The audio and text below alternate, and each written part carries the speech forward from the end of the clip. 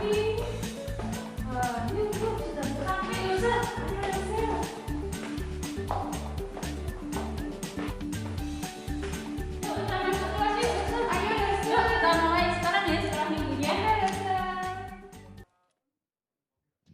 pagi. Good morning. Ciao An.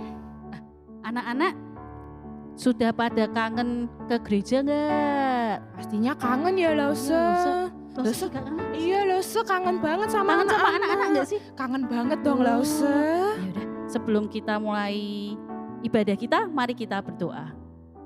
Bapa kami yang kerajaan surga, terima kasih Tuhan atas kasih rahmat-Mu, atas penyertaan-Mu sepanjang malam. Pagi ini Tuhan kami bangun dengan sehat. Saat ini Tuhan kami mau memuji dan mendengarkan firman-Mu. Terima kasih Tuhan, dalam nama Tuhan Yesus kami berdoa. Amin. Amin. Lause. Ya Lause. Lause sayang sama mama papa enggak? Pastinya sayang dong Lause. Lause sayang sama teman-teman enggak? Sayang Lause. Terus yang terakhir, Lause sayang sama Tuhan enggak? Oh pastinya sayang dong Lause. Ya udah, sekarang kita mau nyanyikan pujian Ku Cinta Keluarga Tuhan. Yuk anak-anak sambil berdiri ya. Ku cinta keluarga Tuhan, terjalin mesra sekali. Semua saling mengasihi, betapa senang ku menjadi keluarganya Tuhan. Ku cinta keluarga Tuhan, terjalin mesra sekali. Semua saling mengasihi, betapa senang ku menjadi keluarganya Tuhan. Nah anak-anak, sekarang waktunya kita untuk memberikan persembahan. Caranya gimana Lause? Caranya kayak biasa ya Lause. Caranya uangnya dimasukkan ke dalam amplop. Terus amplopnya dilipat yang rapi. Terus dikasih ke papa atau mama. Nanti papa atau mama yang akan memberikannya di gereja. Nah sambil mempersiapkan uang persembahannya ya Lause, kita mau pujikan lagu Kasihnya Seperti Sungai.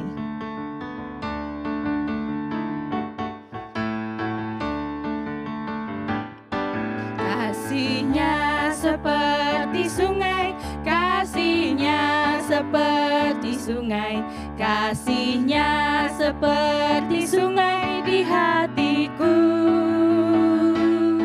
Mengalir di waktu hujan, mengalir di waktu panas, kasihnya seperti sungai di hatiku. Kasihnya seperti sungai.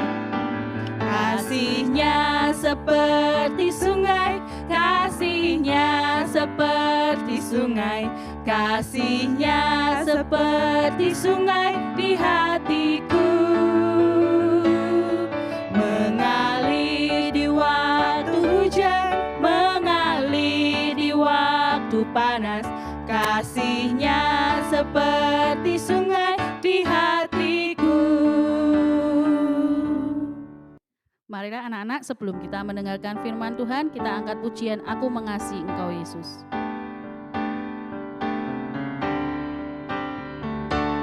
Aku mengasihi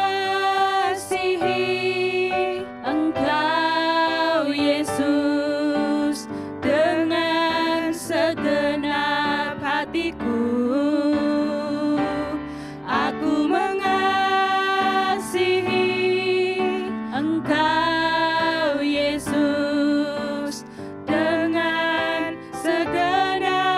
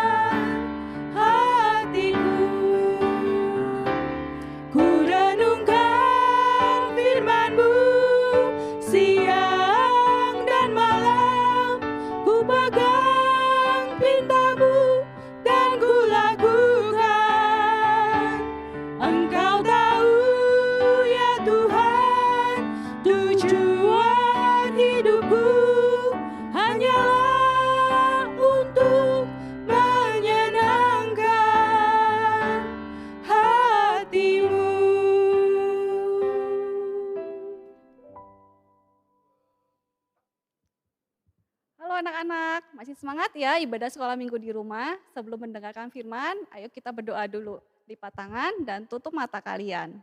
Mari kita berdoa.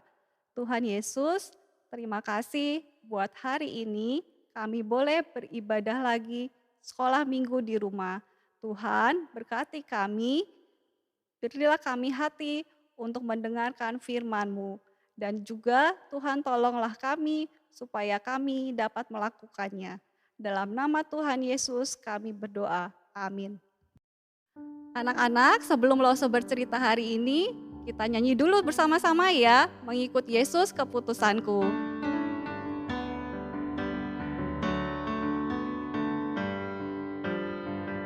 Mengikut Yesus keputusanku, mengikut Yesus keputusanku, mengikut Yesus keputusanku, ku tak ingkar, ku tak ingkar.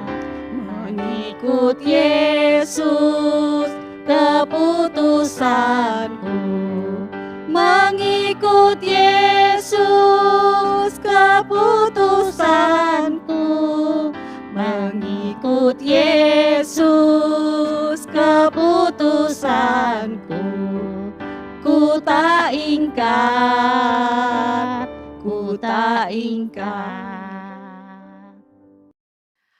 Anak-anak, tahu nggak lagu yang barusan kita nyanyikan itu lagu yang diangkat dari kisah nyata. Kisah nyata dari seorang yang bernama Nokseng. Untuk lebih jelasnya tentang kisah hidup Nokseng ini, kita saksikan video berikut ini. Cerita dan motivasi di balik suatu karya menjadi salah satu faktor bahwa karya itu akan sangat bermakna. Bukan hanya bagi sang pencipta, melainkan juga bagi orang-orang yang menikmatinya. Cerita dari kisah di balik lagu I Have Decided to Follow Jesus terjadi sekitar tahun 1800-an di India. Ternyata di bagian timur negara India yang bernama Assam, pada waktu itu terjadi kebangkitan rohani secara besar-besaran di Eropa yang menghasilkan banyak sekali misionaris keluar dari Eropa untuk pergi memberitakan Injil ke seluruh dunia. Sebagai hasilnya, beberapa misionaris dari Inggris pun tiba di India dan memberitakan Injil di sana. Menurut sejarah yang ditulis oleh Dr. Paramangalam Job, seorang misionaris India, orang-orang dari Inggris tiba di Assam dan mencoba memberitakan Injil kepada beberapa suku primitif di tempat itu. Assam bukanlah tempat yang mudah bagi Injil untuk diterima. Penduduk di tempat ini terdiri dari beberapa suku primitif yang masih memiliki kebiasaan kanibalisme, yakni praktik memakan sesama. Tetapi yang juga menjadi tantangan terbesar adalah mereka tidak begitu suka dengan kehadiran orang asing. Orang-orang Assam, khususnya kaum laki-laki, memiliki tradisi yang mengerikan. Status sosial mereka dilihat berdasarkan koleksi kepala manusia yang mereka pajang di depan rumah mereka. Semakin banyak kepala manusia yang mereka dapatkan, semakin dipandang cakap dan mampu melindungi keluarga sendiri, dan semakin dihormati di kalangan suku mereka. Oleh sebab itu, mereka juga dijuluki suku pemburu kepala. Dalam kebingisan dan kebrutalan seperti ini, hadirlah para misionaris dari Inggris untuk membawa Injil di tengah-tengah mereka. Tentu saja kehadiran mereka tidak disenangi, bahkan dibenci oleh orang-orang Assam. Akan tetapi, terjadi hal-hal yang di luar dugaan. Kehadiran Injil di tengah-tengah mereka mulai perlahan-lahan berdampak. Ada satu keluarga yang terdiri dari suami istri dan 2 orang anak mereka dari suku ini yang pada akhirnya memutuskan untuk menerima Tuhan dan Juru Selamat. Tidak sampai di situ, kehidupan keluarga pertama yang merespon terhadap Injil ini berdampak pada keluarga-keluarga yang lain. Mereka mulai menyatakan diri untuk mengikut Tuhan Yesus dan menjadi orang percaya. Mendengar akan kabar ini, kepala suku menjadi marah dan memerintahkan semua warga untuk berkumpul. Lalu kemudian ia memanggil keluarga pertama yang menyatakan iman kepada Tuhan Yesus ini untuk diadili di tengah-tengah kumpulan masyarakat itu. Belakangan, kepala keluarga ini diketahui bernama Nokseng, seorang dari suku yang bernama Garu. Nokseng beserta istri dan kedua anaknya diadili di tengah-tengah kumpulan masyarakat. Ketika sang kepala suku itu mengangkat tombaknya dan mengancam supaya Nokseng dan keluarganya meninggalkan iman mereka, alih-alih menyerah dan berpaling dari Kristus, tiba-tiba ia menyebutkan kalimat dari lagu yang diciptakannya ketika ia pertama kali mengenal Yesus. I have decided to follow Jesus, not turning back. Mendengar kalimat ini, sang kepala suku menjadi murka. Lalu dengan amarah memerintahkan anak buahnya menghujamkan tombak pada kedua anak Nokseng yang tidak berdaya dan mati. Tidak sampai di situ, sang kepala suku kembali meneriakkan kalimat, "Jika kamu tidak mau meninggalkan imanmu, bukan hanya anakmu yang mati, istrimu juga akan mati." Tetapi sekali lagi bukannya menyerah, tetapi justru Nokseng mengucapkan kalimat, "Took not go with me, still I will follow, not turning back." Sekejap saja setelah mendengar kalimat ini, kepala suku memerintahkan untuk membunuh istrinya. Setelah istrinya mati, kepala suku berkata, "Aku memberikan kamu satu kesempatan lagi. Jika kamu mau berbalik dari imanmu, maka kamu akan hidup." Tetapi dengan mantap Nokseng berucap, "The cross before me, the word behind me. Not turning back, not turning back." Ternyata ini menjadi ucapan terakhir yang keluar dari dirinya karena kepala suku itu kemudian membunuhnya. Kematian Nokseng dan keluarganya ternyata berdampak besar sebagai jalan masuknya Injil Kristus diterima dan menjadi berkembang secara pesat di daerah itu. Beberapa waktu berjalan, sang kepala suku menjadi terganggu dan penasaran hatinya. Mengapa ada orang yang begitu kokohnya percaya dan beriman kepada pribadi yang bernama Yesus Kristus? Tidak mungkin ada orang yang mau mati jika bukan karena kekuatan supranatural yang mempengaruhinya. Rasa penasaran ini membawa kepala suku pada akhirnya bertemu secara pribadi dengan Kristus ketika ia membaca Injil dan menjadi percaya karena kesaksian hidup keluarga yang telah ia bantai. Ia lalu memanggil seluruh rakyatnya untuk berkumpul di alun-alun desa itu dan menyatakan imannya kepada Yesus Kristus di hadapan seluruh rakyatnya. Perbuatannya ini mendorong semua warganya untuk mengikut kepercayaan sang kepala suku, dan mulai saat itu kekristenan menjadi berkembang pesat di daerah itu. Kata-kata dari Nokseng di atas diubah menjadi sebuah lagu yang indah oleh seorang misionaris India. Lagu ini kemudian diaransemen oleh komposer Amerika dan dipakai sebagai lagu yang terus dinyanyikan di banyak KKR di seluruh dunia. Dan hingga hari ini gereja mengenal lagu I Have Decided to Follow Jesus sebagai lagu yang indah. Nokseng itu contoh orang yang mengasihi Bapa, bukan hanya di mulut saja, tapi di dalam perilaku sehari-hari. Nah, hari ini kita tidak seperti dalam keadaannya Nokseng, yaitu dalam keadaan diancam atau dianiaya. Anak-anak, walaupun demikian, apakah kita itu sungguh-sungguh mengasihi Bapa di surga atau cuma di mulut saja? Nah, sekarang Lause akan bercerita tentang Tuhan Yesus yang taat kepada Bapa dan hidupnya menyenangkan hati Bapa.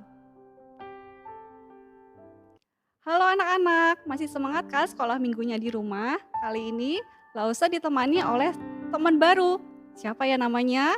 Namanya Mimi. Mimi! Halo Lause Klis. Halo, beri salam sama teman-teman yang di rumah. Halo teman-teman semua. Selamat pagi. Nah, teman-teman yang ada di rumah dan Mimi, sebelum kita mulai ibadah kita berdoa dulu ya. Mari kita lipat tangan dan tutup mata, kita berdoa. Tuhan Yesus, terima kasih hari ini kami boleh ibadah lagi sekolah minggu. Tuhan, berikanlah kami hati untuk kami mendengar firman Tuhan dan ajarlah kami untuk melakukannya. Dalam nama Tuhan Yesus kami sudah berdoa. Amin. Amin. Anak-anak di rumah dan Mimi, sebelum Lause bercerita tentang firman hari ini, anak-anak lihat dulu video berikut ini ya. Yeay, bisa main HP. Mumpung nggak ada mama, main HP Yes. Mimi, Ada mama. Halo mama.